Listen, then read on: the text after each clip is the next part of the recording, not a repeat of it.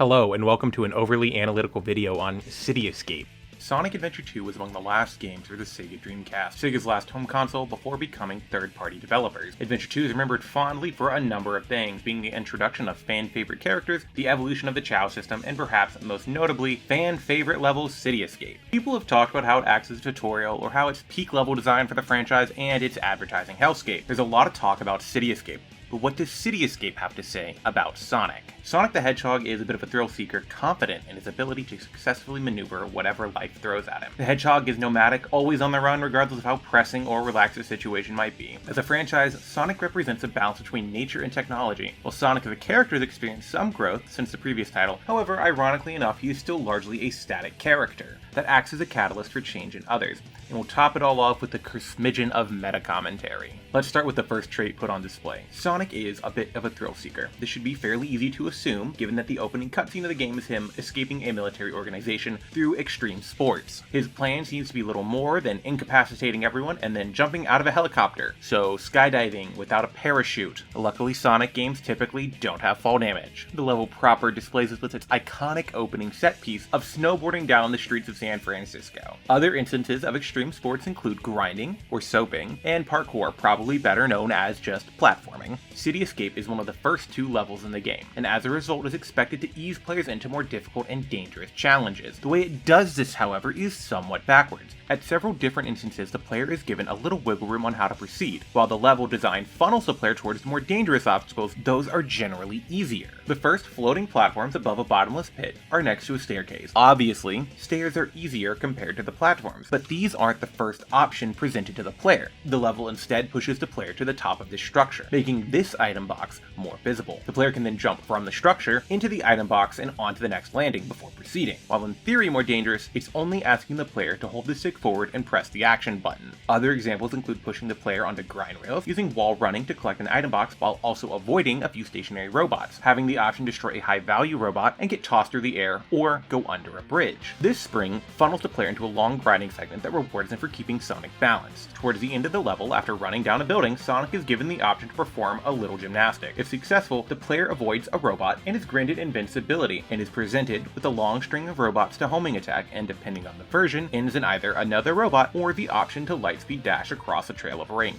Ultimately, the level ends with Sonic being chased by a truck, all while unable to see what's ahead of him. It should be noted that Sonic could have easily outran this truck at any moment. Now, what if I told you the scoring system encourages the player to play like Sonic would, with the better ranks being awarded for speed and points? Points can be earned by gathering rings, chaining together defeated enemies, and doing tricks. If I understand properly, for speed stages, chains are built by defeating multiple enemies without touching the ground. In short, encouraging, quote, riskier play, even if that isn't always the more difficult move, or in other words, to act like Sonic would. Additionally, we can take this live in the moment and thrill-seeking nature of the Hedgehog and note that it does mean he can be fairly reckless, as he seems to rely on his speed to fix his problem. That's right, I tricked you. So, on the topic of the moment, Sonic is constantly on the run, either in search of a new adventure or due to his nomadic nature. Thanks, other me. It's voiceover Teedler again. Now, how does City Escape represent this idea? The most immediate and obvious evidence are the lyrics for the level's theme. More specifically, things like, can't stick around, have to keep moving on, guess what lies ahead, only one way to find out. It can be reasonably argued the lyrics are at least partially from Sonic's point of view. Now, maybe I'm breaking the rules a little bit of what does City Escape have to say by looking at the wider scope of the game. But editing, Teedler, isn't that breaking the rules?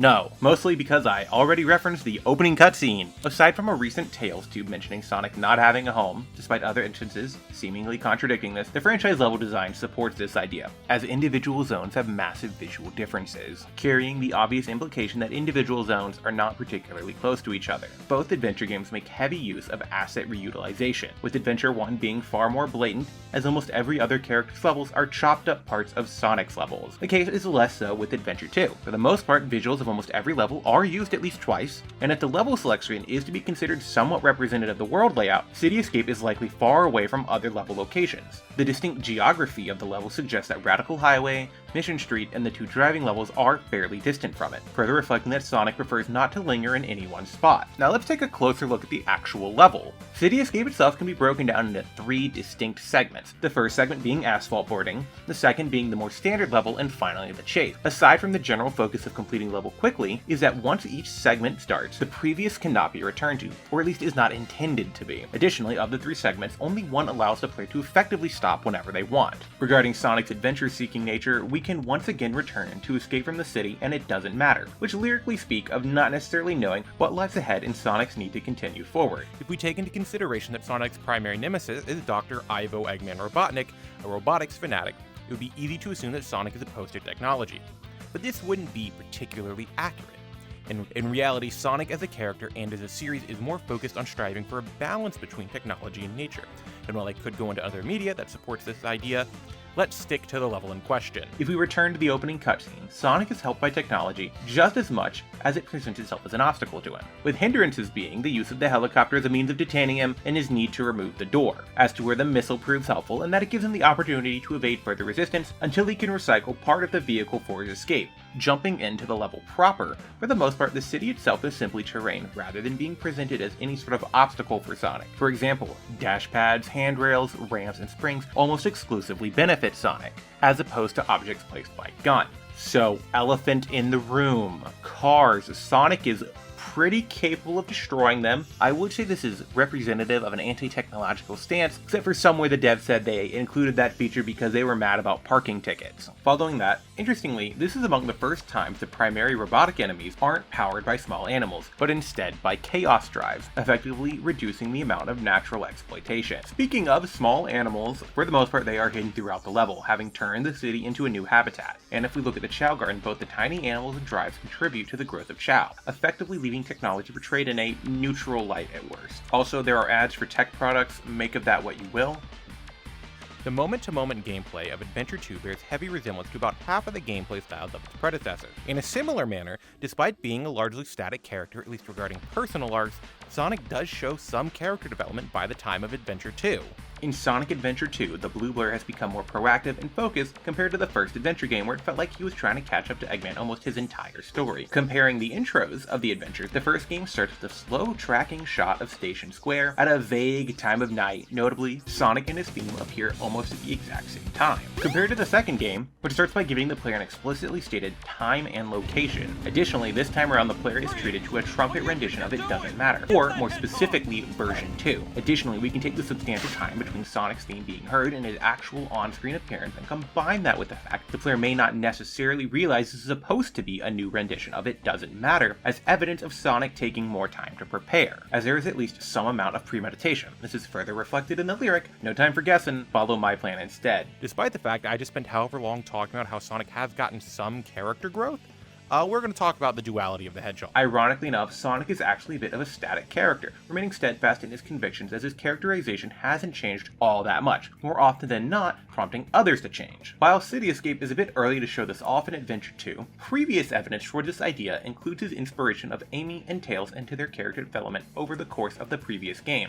or the later changes he would at least partially contribute to in Shadow. A few more examples of this are seen in the advertisements. First, we have Planet of the Chaos, with a picture of Chaos Zero, the thing that, destroyed Station Square. Pretty sure it would be safe to assume that Sonic is partially responsible towards the change in perception of chaos. And we have Chao in space, notably showing the then new Hero and Dark Chao. In Sonic Adventure 2, these Chao are obtained by allowing either Hero or Dark characters to interact with Chao, with Sonic falling into the Hero category. Further evidence for Sonic being a bit of a static, more evidence of this is seen in the lyrics of Escape from the City, and It Doesn't Matter. There's a heavy focus on Sonic doing what he feels is right, and notably, that by following Sonic, we can escape the city. To end on the level proper, taking another look at the 3 major segments of this level, the most consistent thing is in fact Sonic himself, as even the level's main theme has a slightly different rendition for the first and then all subsequent loops. Returning to Sonic being firm in his convictions, even if the game does put himself on the hero side, Sonic's primary motivation for acting seems to be what he feels he should be doing rather than what is necessarily right, notably supported by various lines in his main theme about not caring who is right or who is wrong, and in the level's theme, needing to follow his own rainbow, which typically involves taking the more heroic stance, perhaps best exemplified when Shadow asks Sonic who he is.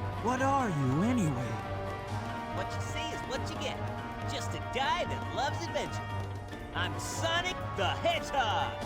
The next question is, what does City Escape have to say about the player's relationship with Sonic, and is there any irony behind that? Despite the fact that Sonic embodies living in the moment, the core premise of Sonic games encourages the player to take time to slow down and revisit his past adventures. Sonic may not be able to look back because he doesn't need to. It's the player's job. This core premise being that of speedrunning, ironically enough asking someone to play as little of a game as possible, which involves spending a significant amount of time practicing game mechanics. Generally speaking, Sonic level design encourages exploration of optimal pathing. Cityscape has several alternate paths that are only available after gathering various power-ups from later stages, with one mission being impossible without backtracking, at least by normal means. This is supported by the fact that the Dreamcast and subsequent versions of the level have notable differences, for example making this Chow box more difficult, further supporting the idea of exploration. Also, it's that thing I talked about earlier.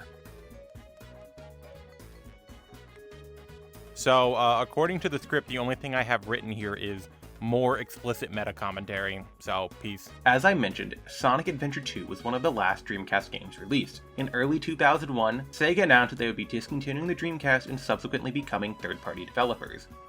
2 days before the franchise's 10th anniversary, Sonic Adventure 2 released on June 19th, 2001 for the Sega Dreamcast. While it wouldn't be the last Dreamcast game, or even the last Sonic game that year, it could have been what was more or less seen as the end, shedding a new light on both It Doesn't Matter and Escape from the City. Similar to how Sega had to shed part of its identity, Sonic did this to an extent too. Adventure 2 was one of the first games to radically redesign Sonic's shoes, going from these to just actual shoes, notably a pair of soaps, soaps being a now defunct brand of shoes that allows the wearer to grind, a mechanic new to this game. To an extent, much like how Sonic tends to only look forward, he would need to embrace the new brand identity not only to grind, but also to continue forward. And while this is most likely just an animation error, in the Dreamcast version, Sonic still wears his classic shoes when he first appears. Perhaps the animators wish that the status quo could stay as it was. On a less serious note, the excessive advertising signals that Sonic, much like the shoes he wears in this game, is a brand. Also, in case it wasn't obvious, level design, mechanics, and elements suggest that Sonic is fast.